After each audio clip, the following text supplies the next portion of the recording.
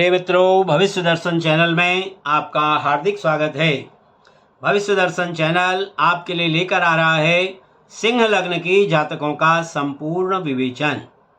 आज इस वीडियो के माध्यम से हम सिंह लग्न के जातकों के बारे में चर्चा करेंगे, जिसमें सिंह राशि की परिस्थिति यानी सिंह राशि का परिचय, उसके बाद सूर्य आदि जो हमारे ग्रह हैं उन ग्रहों के फलित बिंदु पर चर्चा करेंगे। कौन से ग्रह कारक रहते हैं, कौन से अकारक रहते हैं, किस प्रकार का फल वो हमें देते हैं, क्या भावेश के रूप में वो कार्य करते हैं। उसके बाद सूर्य यानी कि सिंह लग्न के जातकों के लिए बनने वाले योग और कुयोग, किस प्रकार के योग जो है शुभ हैं वो क्या फल देंगे और किस प्रकार के जो है कुयोग बन सकते हैं, इस पर चर्चा करेंगे। साथ ही चर्चा करेंगे दशाओं के ऊपर, यानी सूर्य आदि जितने भी ग्रह हैं, सूर्य, चंद्र, मंगल, बुध, गुरु, शुक्र और शनि, इनकी राहु और केतु, इनकी जो महादशाएं आती हैं, उन महादशाओं में किन किन ग्रहों की महादशा में उन किन किन का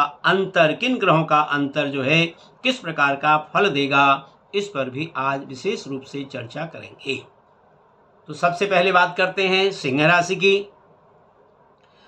प्रिय मित्रों, ये जो सिंह राशि है हमारी, ये राशि चक्र की ये पांचवी एवं अत्यंत समर्थ राशि है, जिसका स्वामी जो है वो है ग्रहराज सूर्य, यानी सूर्य को जो है ग्रहों का राजा कहा जाता है और सिंह लग्न के यानी कि सिंह राशि के स्वामी सूर्य हैं। संस्कृत में हम इस राशि को कहते हैं कंठीरव, सिंह, मृगेंद्र और लेय भी कहते हैं। काल पुरुष में जब हम काल पुरुष की चर्चा करते हैं तो उसमें इस काल पुरुष के शरीर में जो है इसका स्थान जो है उदर यानी कि पेट में है। इसकी आकृति जो है वो वनराज शेर के समान है तथा निवास स्थान जो है वो सघन पहाड़, गुफा एवं वन स्थान है। यह दीर्घ आकार, पुरुष की आकृति, पूर्व दिशा की स्वामिनी, क्रूर स्वभाव एवं स्थिर राशि है, जो कि शीर्षोदय होने के साथ साथ दिन बली है। यह राशि भूतल प्रधान है। यह राशि चतुष्पद होने के साथ साथ नवम भाव में पूर्ण बली है। मूल संज्ञक यह राशि क्षत्रिय वर्ण, अर्धरात्रि में अंध सदृश, श्वेत रंग प्रिय तथा त्वचा इसकी बली है। यह राशि सूर्य की मूल त्रिकोण एवं स्वराशि है तथा अपनी विशिष्ट स्थिति के कारण प्रबल मानी जाती है। ये तो रही सूर्य की सिंह लग्न की सामान्य स्थिति। अब बात करते हैं इसके फलित बिंदु पर। इस सिंह लग्न की कुंडली में सूर्य आदि जितने भी सूर्य, चंद्र, मंगल, बुध, गुरु, शुक्र और शनि, ये जितने भी हमारे ग्रह हैं, इन ग्रहों की क्या स्थिति रहेगी भावेश के रूप में, ये किस प्रकार की जो है कार्य करेंगे। सबसे पहले बात करते हैं सूर्य की। सूर्य जो है इस कुंडली में लग्नेश होते हैं, तो लग्नेश होने से जो है यह सूर्य यहाँ पर इस कुंडली में पूर्ण कारक ग्रह होते हैं। अब बात करते हैं चंद्रमा की। चंद्रमा जो है व्ययेश होने के कारण, इसलिए इस कुंडली में सिंह लग्न की कुंडली में चंद्रमा अकारक हो जाते हैं।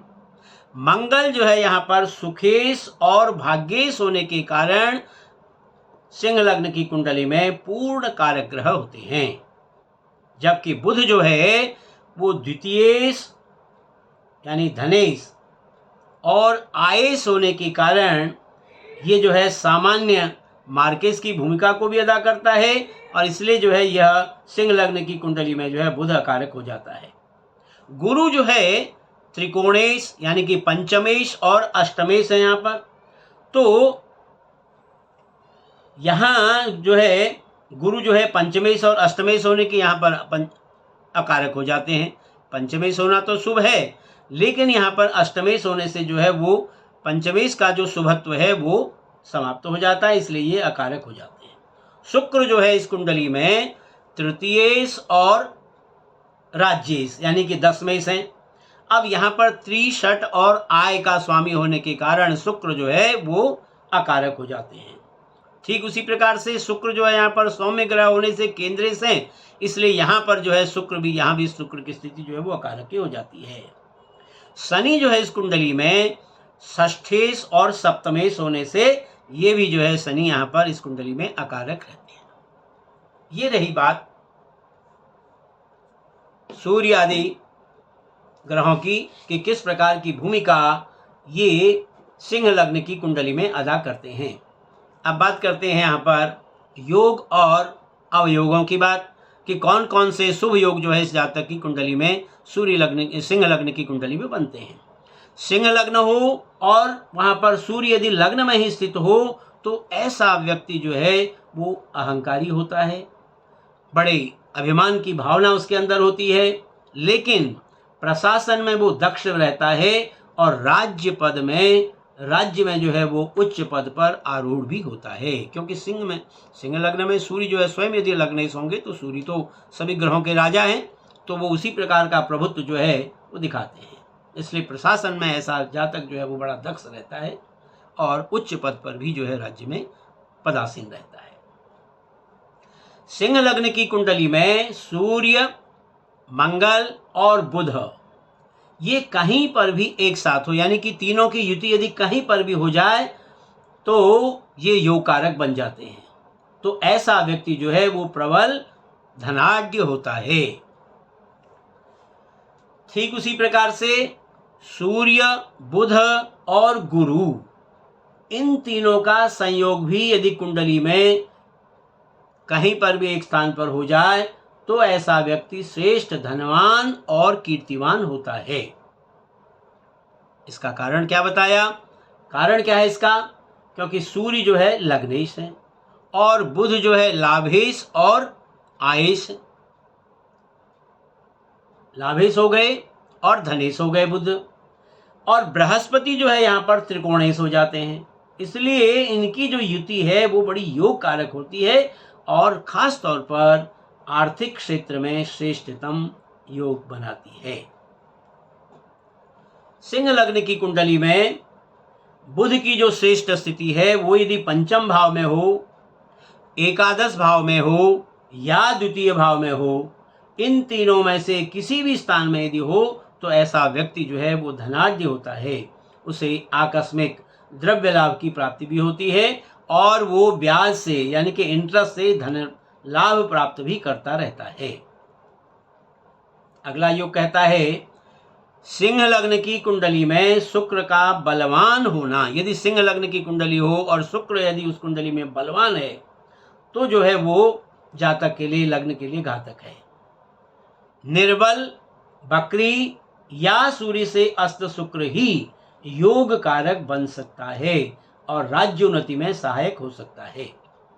क्योंकि प्रबल यदि शुक्र होगा तो वो राज्य से अपमान करेगा, राज्य से अवनति करेगा और कई बार जो है वो शुक्र तबादले करने में भी सहायक होता है।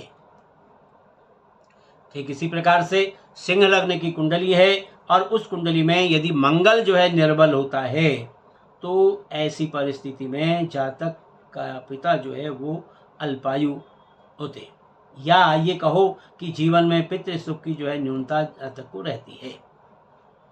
लेकिन प्रबल मंगल यदि कुंडली में है, ये निर्बल मंगल होने पर परिस्थितियां हैं, लेकिन कुंडली में यदि मंगल जो है प्रबल है तो वो भूमि लाभ कराने में भी समर्थ रहता है।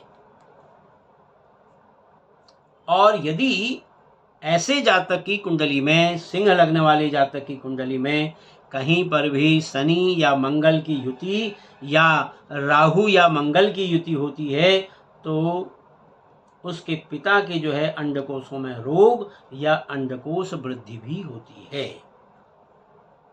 गुरु राहु एकादश भाव में हो या राहु शनि एकादश भाव में हो तो ऐसे जातक को पुत्र सुख में कमी रहती है।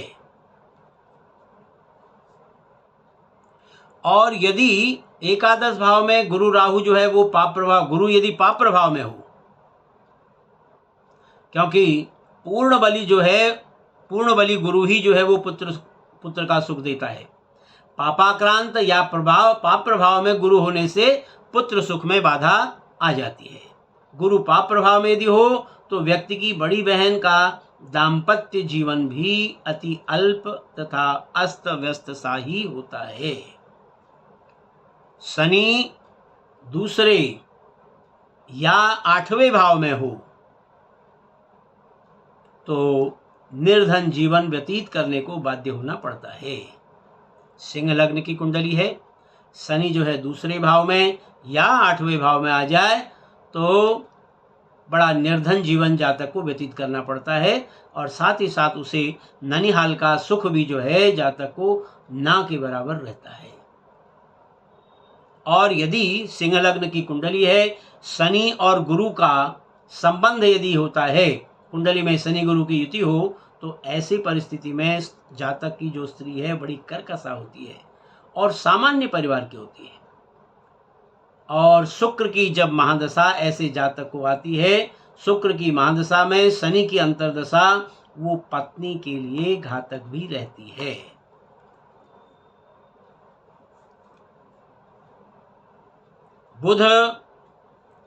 बुध का जो है पंचम या नवम भाव में होना, सिंह लग्न की कुंडली है, बुध जो है पंचम भाव में है या नवम भाव में है, तो शुभ ग्रहों से यदि वो दृष्ट हो, राहु या केतु दूसरे या 11वें भाव में हो, तो अकस्मात धन प्राप्ति या लॉटरी मिलने का योग भी बनता है। सिंह लग्न की कुंडली में सूर्य और बुध यानी कि बुध आदित्य योग कहीं पर भी बन जाए तो यह सामान्य धन योग बनाने में समर्थ होते हैं। ये अच्छा एक योग माना जाता है।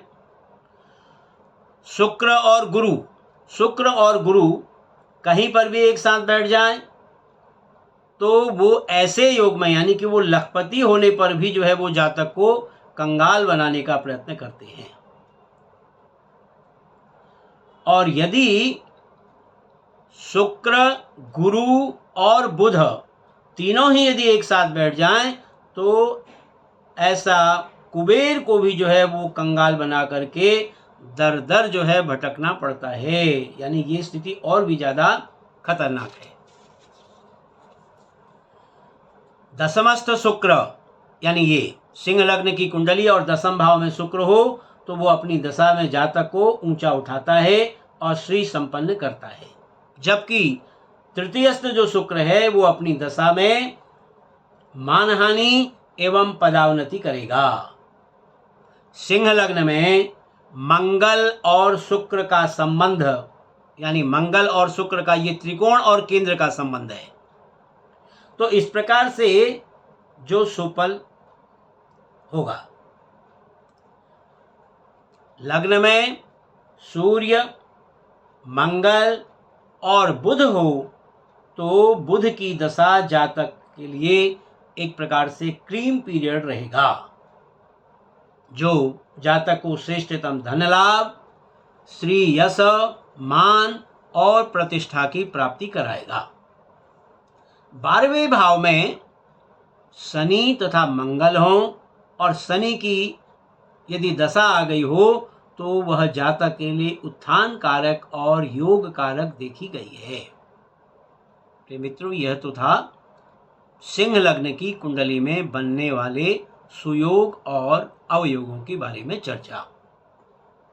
अब बात करते हैं सिंह लग्न की कुंडली में दशाओं के बारे में।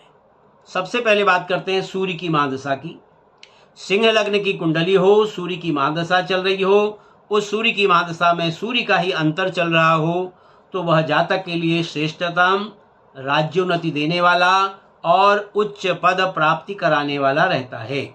जबकि चंद्रमा की अंतर्दशा व्यय प्रधान रहती है, मांगलिक कार्य कराने वाली रहती है और सुख सुविधाएं देने वाली रहती है। मंगल की अंतर्दशा श्रेष्ठ, भाग्योदय और धन लाभ देने वाली रहती है। जबकि राहु की अंतर्दशा सामान्य रहती है, गुरु की अंतर्दशा कष्टकारक रहती है, शनि की अंतर्दशा मानसिक परेशानियां और व्यथा देने वाली रहती है, जबकि बुध की अंतर्दशा धन लाभ और व्यापार वृद्धि करने वाली होती है। केतु की अंतर्दशा वह शुभ रहती है, जबकि शुक्र की अंतर्दशा धन हानि देने वाली होती है। अब बात करते हैं चंद्रमा की महादशा की। सिंह लग्न के जातकों को जब चंद्रमा की महादशा आती है, उस चंद्रमा की महादशा में चंद्रमा का ही जब अंतर आता है वह जातक के लिए मानसिक कष्ट और बाधाएं देने वाला होता है। मंगल की अंतर्दशा श्रेष्ठ और भाग्यवर्धक रहती है, जबकि राहु की अंतर्दशा घोर कष्ट और कठिनाई देने वाली रहती है। गुरु की अंतर्दशा सामान्य रहती है। शनि की अंतर्दशा जो है वो गृहस्थ जीवन में बाधा उत्पन्न करने वाली रहती है। बुध की अंतर्दशा लाभदायक रहती है। केतु की अंतर्दशा अनुकूल और शुभ फल देने वाली रहती है। शुक्र की अंतर्दशा बाधापूर्ण रहती है, जबकि सूर्य की अंतर्दशा श्रेष्ठ धन लाभ देने वाली होती है। अब बात करते हैं मंगल की महादशा की। जब मंगल की यानी सिंह लग्न के जातकों को जब मंगल की महादशा आती है, उस मंगल की महादशा में मंगल का ही जब अंतर आता है तो वह जातक के लिए पूर्ण भाग्यवर्धक रहता है। यानी मंगल की महादशा में मंगल का ही अंतर जातक को उन्नति के शिखर पर पहुंचाता है। राहु की अंतर्दशा श्रेष्ठ रहती है। गुरु की अंतर्दशा जो है वो संतान बाधा देने वाली होती है। शनि की अंतर्दशा कष्टकर और खास तौर पर ससुराल से लड़ाई कराने में भी जो है ये समर्थ रहती है। बुध की अंतर्दशा शुभ, श्रेष्ठ और व्यापार में वृद्धिकारक रहती है। केतु की अंतर्दशा धन लाभ देने वाली। शुक्र की अंतर्दशा सामान्यतः शुभ रहती है। सूर्य की अंतर्दशा अनुकूल, प्रतिष्ठा, यश और सम्मान में वृद्धि देने वाली होती है, जबकि चंद्रमा की अंतर्दशा शुभ और फलदायक होती है। अब बात करते हैं राहु की महादशा की। राहु की महादशा में राहु का ही जब अंतर आता है तो जातक को घोर कष्ट, बाधा और अपमान सहन करना पड़ता है, जबकि राहु की महादशा में शनि का अंतर जातक के लिए लाभदायक होता है। बुध की अंतर्दशा सामान्यतः शुभ फलदायक होती है। केतु की अंतर्दशा जो है वो परेशानी और अपमान देने वाली होती है। शुक्र की अंतर्दशा सामान्य रहती है। सूर्य की अंतर्दशा कष्ट, व्याधि और पीड़ा देने वाली रहती है, जबकि चंद्रमा की अंतर्दशा मानसिक असंतोष को पैदा करने वाली रहती है। और मंगल की अंतर्दशा धन लाभ देने वाली होती है। अब बात करते हैं गुरु की महादशा की। सिंह लग्न के जातकों को जब गुरु की महादशा आती है और गुरु की महादशा में गुरु का ही अंतर आता है तो इसका पूर्वार्ध तो जातक के लिए शुभ रहता है, लेकिन इसका उत्तरार्ध का जो समय है वो कष्टदायक रहता है। शनि की अंतर्दशा ये मृत्यु के समान कष्ट देने वाली होती है। बुध की अंतर्दशा धन लाभ देने वाली। केतु की अंतर्दशा शुभ फलदायक और शुक्र की अंतर्दशा सामान्यतः अनुकूल रहती है, जबकि सूर्य की अंतर्दशा लाभदायक और व्यापार में वृद्धिकारक रहती है। चंद्रमा की अंतर्दशा बाधापूर्ण रहती है। मंगल की अंतर्दशा यश और सम्मान में वृद्धि करने वाली होती है और राहु की जो अंतर्दशा है वो कष्टदायक रहती है। अब बात करते हैं शनि की महादशा की। यानी सिंह लग्न के जातकों को जब शनि की महादशा आती है और उस शनि की महादशा में शनि का ही जो अंतर आता है तो वह जातक के लिए कष्टदायक रहता है। बुध की अंतर्दशा लाभ और व्यापार में वृद्धिकारक रहती है। केतु की अंतर्दशा पूर्णतः शुभ रहती है। शुक्र की अंतर्दशा सुखदायक रहती है। सूर्य की अंतर्दशा शुभ रहती है। चंद्रमा की अंतर्दशा सामान्यतः अनुकूल रहती है, जबकि मंगल की अंतर्दशा श्रेष्ठ धन लाभ देने वाली होती है। राहु की अंतर्दशा कष्ट, यंत्रणा और कार्यों में बाधा पैदा करने वाली होती है, जबकि गुरु की अंतर्दशा शुभ फलदायक रहती है। अब बात करते हैं बुध की महादशा की। यानी सिंह लग्न के जातकों को जब बुध की महादशा आती है, उस बुध की महादशा में बुध का ही अंतर आता है तो वह श्रेष्ठ धन लाभ देने वाला होता है। केतु की अंतर्दशा सौम्य और धनवर्धक रहती है। शुक्र की अंतर्दशा अनुकूल रहती है। सूर्य की अंतर्दशा श्रेष्ठ, राज्य में वृद्धि करने वाली और पद में वृद्धि करने वाली होती है। चंद्रमा की अंतर्दशा मांगलिक कार्यों को करने वाली और शुभ रहती है। मंगल की अंतर्दशा पूर्णतः अनुकूल और सुखद रहती है, जबकि राहु की अंतर्दशा कष्टदायक रहती है। गुरु की अंतर्दशा कष्टदायक, अशुभ और बाधापूर्ण रहती है। और शनि की अंतर्दशा जब आती है तो इसका पूर्वार्ध जो है सामान्य रहता है, जबकि उत्तरार्ध जो है इसका अनुकूल रहता है। पूर्वार्ध में कुछ कष्ट रहते हैं लेकिन उत्तरार्ध जो है वो अनुकूल रहता है। अब बात करते हैं केतु की महादशा की। सिंह लग्न के जातकों को जब केतु की महादशा आती है और उसमें केतु का ही जब अंतर रहता है तो वह जातक के लिए अनुकूल रहता है। शुक्र की अंतर्दशा राज्य में वृद्धि करने वाली होती है और सूर्य की अंतर्दशा प्रतिष्ठा, सम्मान और पद में वृद्धि करने वाली होती है, जबकि चंद्रमा की अंतर्दशा कुटुंब का सुख देने वाली होती है।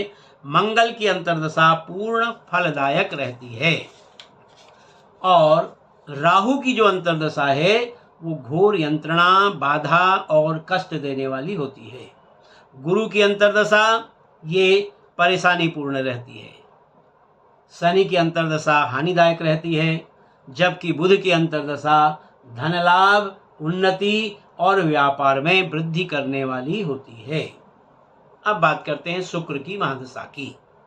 सिंह लग्न की कुंडली में जब शुक्र की महादशा आती है, उस शुक्र की महादशा में शुक्र का ही जब अंतर आता है तो वह जातक के लिए बाधा और कष्ट देने वाली होती है। सूर्य की अंतर्दशा उन्नतिदायक रहती है, चंद्रमा की अंतर्दशा अनुकूल रहती है, मंगल की अंतर्दशा लाभदायक और पदवृद्धि करने वाली होती है, राहु की अंतर्दशा कष्ट देने वाली रहती है, गुरु की जो अंतर्दशा है वो चिंताजनक और मृत्यु सम कष्ट देने वाली होती है। शनि की अंतर्दशा भी हानि और पतन का कारण बनती है। बुध की अंतर्दशा लाभदायक रहती है, जबकि केतु की अंतर्दशा सुख और सौभाग्यवर्धक रहती है। प्रिय मित्रों, यह था सिंह लग्न के जातकों के लिए ग्रहों का फल, यानी ग्रहों की दशा और अंतर्दशा का फल। आशा है हमारी यह वीडियो आपको अच्छी लगी होगी, जिसमें हमने सिंह लग्न के जातकों का संपूर्ण विवेचन आपके सामने उपस्थित रखने का प्रयास किया है। यदि आपको हमारी यह वीडियो अच्छी लगी हो तो आप हमारी वीडियो को लाइक करें, शेयर करें और हमारे चैनल को सब्सक्राइब करना भी न भूलें। फिर इसी प्रकार की नई वीडियो लेकर आपके सामने उपस्थित होंगे। तब तक के लिए आप सभी का हार्दिक धन्यवाद।